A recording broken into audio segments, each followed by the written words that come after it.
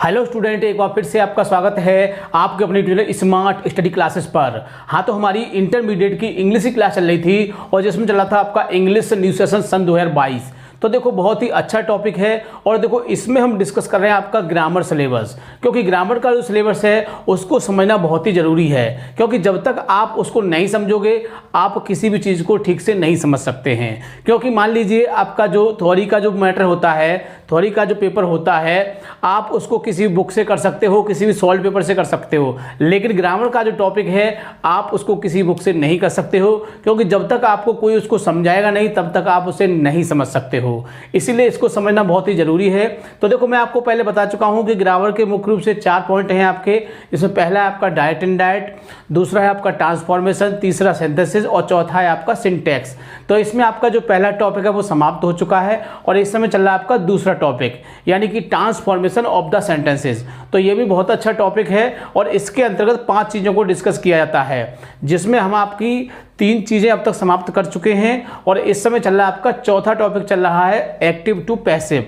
और active passive में अभी हम आपके 3 पॉइंट कंप्लीट करा चुके हैं, यानी कि जो टेंस वाले पैसिव करा दिए हमने, आपके मॉडल वर्ब के करा दिए हैं और आपके हु वाले करा दिए हैं। तो देखो हमने आपको बताया था कि जब पहला टॉपिक समाप्त हो जाएगा तो उसके बाद एक्सरसाइज कराई जाएगी। और देखो पिछली वीडियो में हमने ये डिक्लेयर कर दिया था कि आपका जो मॉडल वर्ब है और आपका जो हु वाले वाक्य हैं उनका आपका जो टॉपिक क्लियर हो चुका है, इसलिए आज हम इसकी एक्सरसाइज को डिस्कस करेंगे। क्योंकि एक्सरसाइज से ये बेनिफिट होता है कि जो भी क्वेश्चन होते हैं उनको हम यहाँ डिस्कस करेंगे जो एग्जाम में आ चुके हैं या फिर आ सकते हैं। तो जब आप इन वाक्यों को बनाओगे तो सारी चीज़ें क्लियर हो जाएंगी, यानी कि टॉपिक आपकी समझ में बहुत ही अच्छी तरह से आ जाएगा। ठीक है, तो जो विद्यार्थी चैनल पर नए हैं वो चैनल को सब्सक्राइब कर लें, बेल आइकन प्रेस कर लें, ताकि आगे आने वाली वीडियो का नोटिफिकेशन आपको आसानी से प्राप्त हो सके। ठीक है, तो ज़्यादा समय ना वेस्ट करते हुए चलते हैं अपने टॉपिक की ओर।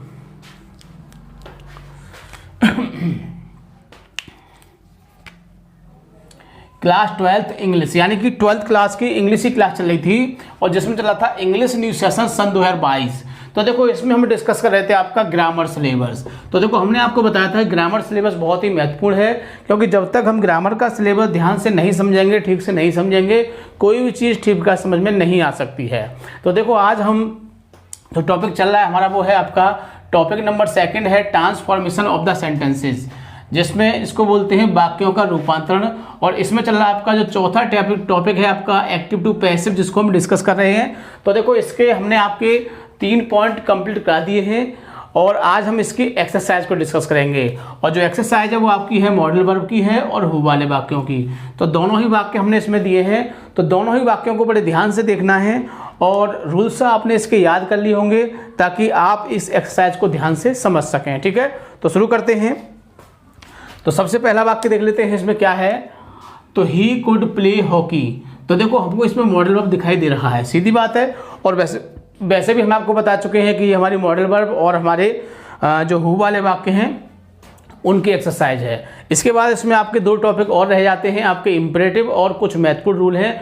तो उनको दोनों को कंप्लीट करा के उसकी भी एक्सरसाइज हम आपको करा देंगे, जिससे कि ये टॉपिक भी आपका कंप्लीट हो जाए। तो ये मॉडल वर्ब का वाक्य बनाते हैं। तो इसमें हॉकी आपका ऑब्जेक्ट है और ही आपका सब्जेक्ट है, ये मॉडल वर्ब हो जाएगी और ये वर्ब हो गई। ठीक है, अब सारी चीज़ पता चल चुकी हैं। तो क्रम वही होता है, क्या करते हैं ऑब्जेक्ट को सब्जेक्ट, तो यानी कि जो पहला सेंटेंस है हॉकी, हॉकी पहले आ जाएगा इसमें। फिर दूसरे नंबर पर आपकी मॉडल वर्ब आ जाएगी और मॉडल वर्ब के बाद क्या करते हैं बी का प्रयोग करते हैं, ये तो आपको जानकारी होगी अच्छी तरह से।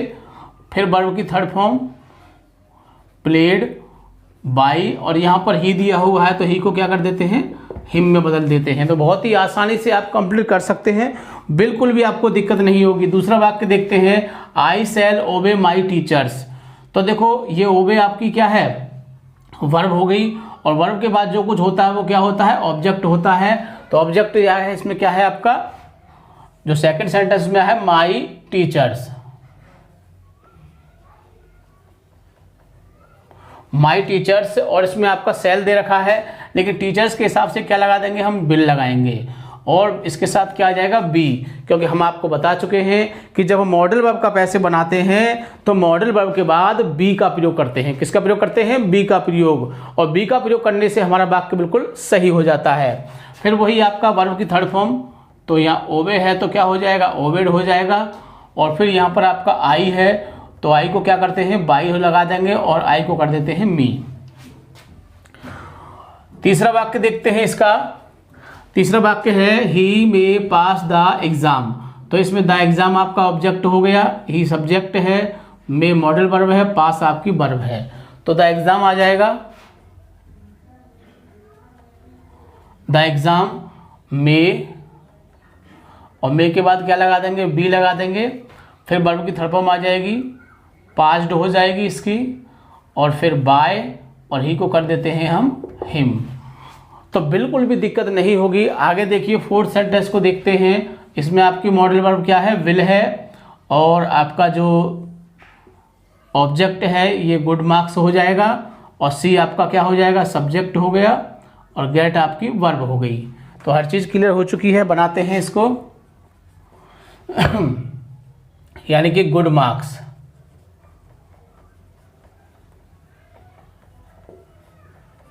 और गुड मार्क्स, और गुड मार्क्स के बाद आपकी वही आ जाएगी मॉडल वर्ब बिल, और बिल के बाद बी, और गेट की थर्ड फॉर्म हो जाएगी गॉट। गेट गॉट बहुत होता है कुछ, वैसे हम इसका गॉटन भी प्रयोग कर सकते हैं, ये भी हो जाती है इसकी, ठीक है ना। तो good marks will be gotten by, C को हो जाता है हर। आगे देखिए पांचवा वाक्य देखते हैं, he must help this needy man. तो देखो हेल्प हमारी क्या है, वर्ब, और वर्ब के बाद पूरा क्या होता है, ऑब्जेक्ट। इसमें खाली टाइम वर्ड दिया हो तो उसको हम क्या मान लेते हैं, उसको हम अदर वर्ड मान लेते हैं। तो बनाते हैं इसको, this needy man must be helped by him. तो बताओ कोई दिक्कत, बिल्कुल भी दिक्कत नहीं होगी। सिर्फ आपको इतना पता होना चाहिए कि ऑब्जेक्ट को सब्जेक्ट, सब्जेक्ट को ऑब्जेक्ट, उससे पहले बाई, वर्ब की थर्ड फॉर्म, और मॉडल वर्ब के बाद बी लगा देते हैं। इतना ही आपको पता होना चाहिए। आगे देखती है 6 वाक्य देखते हैं। हु वाला वाक्य आ गया, परेशान नहीं होना है। हु वाले वाक्य में क्या करते हैं, हु को बाई हुम में बदल देते हैं, तो बाई हुम कर देंगे इसका हम। दूसरे नंबर पर हमारी एच भी आ जाती है, इसमें मॉडल वर्ब है तो मॉडल वर्ब लगा देंगे कैन। फिर आपका आ जाएगा ऑब्जेक्ट द स्काई, और फिर इसमें बी का प्रयोग करते हैं, और इसकी टच, टचड। तो by whom can the sky be touch, और फिर इसके बाद क्वेश्चन मार्क आ जाएगा, ठीक है। 7वां वाक्य देखते हैं, Ram should not read bad book. तो देखो ये हमारा नेगेटिव हो गया है, तो हम आपको पहले बता चुके हैं कि वाक्य इंटरोगेटिव हो, नेगेटिव हो, जो भी आपका वाक्य हो, जैसा भी है, जिस फॉर्म में है, हम उसको उसी फॉर्म में बनाएंगे। यानी कि जिस कंडीशन में है आपका उसी कंडीशन में बनेगा। नेगेटिव है तो नेगेटिव बना देंगे, इंटरोगेटिव है तो इंटरोगेटिव, डबल है तो डबल, यानी कि जिस कंडीशन में होगा हम उसको उसी में बना देते हैं। तो 7वां वाक्य देखते हैं। हाँ जी, ऑब्जेक्ट इसमें क्या है आपका, यानी कि Ram should not read bad book. क्या है, बैड बुक, बैड बुक। और इसमें मॉडल वर्ब आपकी क्या है, शुड, फिर नॉट आ जाएगा और फिर बी लगा देंगे। फिर रीड की तीनों फॉर्म सेम होती हैं बाई। अब ये नाम तो नाम ही रहता है, ये बात हम आपको पहले बता चुके हैं। आगे 8वां वाक्य देखिए, हु इज कॉलिंग यू। अब देखो इसमें क्या है, हु इज कॉलिंग यू, तो हु वाला वाक्य आ गया, किससे बनाएंगे, बाई होम से बना देंगे इसको, बाई होम आर, और फिर ऑब्जेक्ट आ जाएगा आपका यू। और देखो इसमें ए जन्म देखा है तो क्या लगाते हैं, बीइंग लगाते हैं, और फिर वर्ब की थर्ड फॉर्म कॉल्ड। तो by whom are you being called, और फिर क्वेश्चन मार्क। आगे देखिए, आगे इंट्रोगेटिव आ गया है, यानी कि डबल इंट्रोगेटिव है। तो मैंने आपको पहले बता दिया है कि वाक्य जिस कंडीशन में होगा हम उसका पैसिव उसी कंडीशन में बनाएंगे। तो वाई को शुरू में लगा देंगे, वाई कैन और फिर ऑब्जेक्ट आ जाएगा आपका द मार्केट और फिर बी लगा देंगे।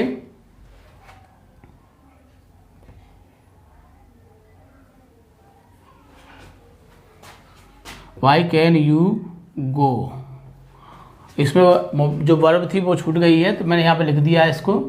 तो गो, तो वर्ब फॉर्म थर्ड फॉर्म हो जाएगी गॉन, टू, बाय और क्या है आपका ये यू, तो यू का तो यू ही रहता है।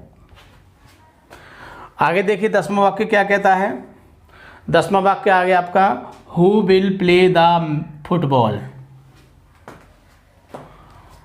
तो हु को किसमें बदलते हैं, by whom, by home, will का विल आ जाएगा, फिर द फुटबॉल आ जाएगा और मॉडल वर्ब के बाद किसका प्रयोग करते हैं, बी का प्रयोग करते हैं। यानी ये बात तो आपको दिमाग में बैठा लेनी है। और अक्सर देखो इसका वाक्य आ जाता है एग्जाम में तो बड़ी समस्या हो जाती है कि अब क्या करना होगा, अब क्या होगा। लेकिन यदि आपको पता होगा कि मॉडल वर्ब के बाद बी का प्रयोग करते हैं तो बहुत ही आसानी से आप किसी वाक्य को बदल सकते हैं, आपको कोई भी दिक्कत नहीं होगी। तो इस तरह से देखो by home, will, the football, B आ गया। अब इसमें वर्ब की थर्ड फॉर्म लगा दीजिए, प्लेड क्वेश्चन मार्क, बताओ कोई दिक्कत। 11वां वाक्य देख लेते हैं, हु टॉट यू इंग्लिश। तो हु वाला वाक्य है और बिना एचवी का वाक्य है। तो मैंने आपको एक बात बताई थी कि जब आपको बिना एचवी का वाक्य दिखाई दे तो आपको परेशान नहीं होना है। अब ये नहीं सोचना कि अब इस वाक्य का हम पैसिव कैसे बनाएंगे, अब तो बड़ी समस्या आ गई। अरे बिल्कुल दिक्कत नहीं करनी है, बस इतना सोचना है कि जब बिना एचवी का वाक्य आया है तो मान लीजिए उसमें क्या है, जब एचवी नहीं है तो इतना सोच लीजिए कि या तो वह वाक्य आपका इजारम से बनेगा या फिर आपका बाजवर से बनेगा, बस इतना सोचना है। अब इतना सोचने के बाद तुम उसकी वर्ब को देखिए कि वर्ब की कौन सी फॉर्म दे रखी है। अगर फर्स्ट फॉर्म दे रखी है तो इजारम का प्रयोग होगा और अगर सेकंड फॉर्म दे रखी है तो बाजवर का प्रयोग होगा। बस दो ही बातें याद रखनी है, ठीक है। तो बनाते हैं इसको। तो देखो हु को क्या कर देंगे, बाय होम।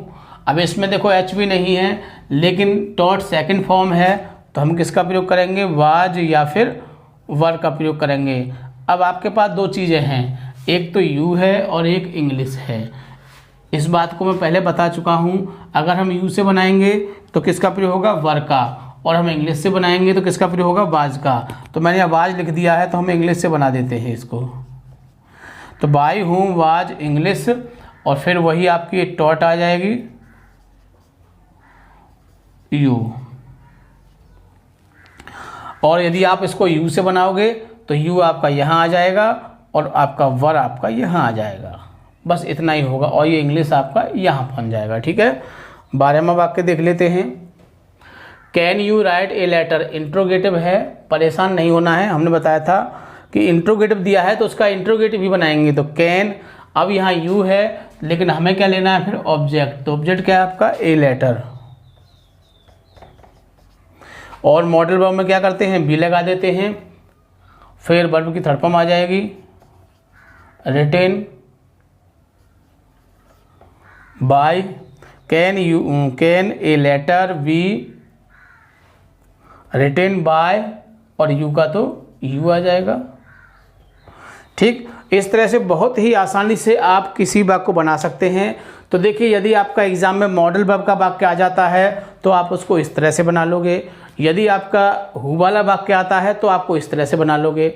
यानी बहुत ही आसानी से मैंने दोनों ही टॉपिक आपके क्लियर कर दिए हैं विद एक्सरसाइज, ताकि आपकी समझ में अच्छी तरह से आ सके। क्योंकि मैं आपको पहले बता चुका हूँ, फिर बता रहा हूँ कि जब तक टॉपिक की एक्सरसाइज नहीं होगी वो टॉपिक आपका क्लियर नहीं होगा।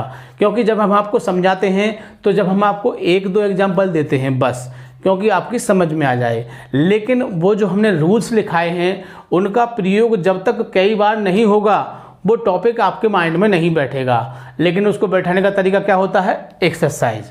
तो हम इसलिए टॉपिक के बाद उसकी एक्स्ट्रा कराते हैं, जिससे कि आप जब इन 10-12 वाक्यों को बनाओगे 2-3 बार तो आपके दिमाग में जो रूल्स हैं वो बहुत ही आसानी से बैठ जाएंगे और फिर कभी भी आपको ऐसे वाक्य दिखाई देंगे तो आप बहुत ही आसानी से उनको बना सकते हैं। ठीक है, तो वीडियो को पूरा देखना है, ना समझ में आए 2 बार देखो 4 बार देखो, लेकिन समझना है ध्यान से। ठीक है, क्योंकि मैं पहले बता चुका हूँ, फिर बता रहा हूँ कि मेरा उद्देश्य पढ़ाना नहीं है, सिखाना है। ठीक है।